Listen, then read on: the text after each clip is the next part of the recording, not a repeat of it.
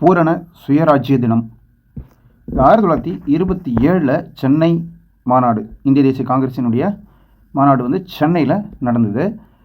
1887 பார்த்துருப்பீங்க, சென்னையில் தான் மாநாடு நடந்தது. பத்ருதீன் தயாப்ஜி தலைமையில் 1887 மக்கிஸ் தோட்டம், ஆயிரம் விளக்கு பகுதின்னு சொல்லுவோம் இல்லையா, அங்கே நடந்துச்சுன்னு தெரியும். இது 1927 சொல்கிறாங்க சென்னையில் இந்திய தேசிய காங்கிரஸ் மாநாடு நடந்திருக்குது. இதில் தான் வந்து முழுமையான சுதந்திரம் அப்படின்னு சொல்லி ஒரு இலக்கு வச்சுருக்கிறாங்க. சரி, இது ஒரு பக்கம் இருக்கட்டும்.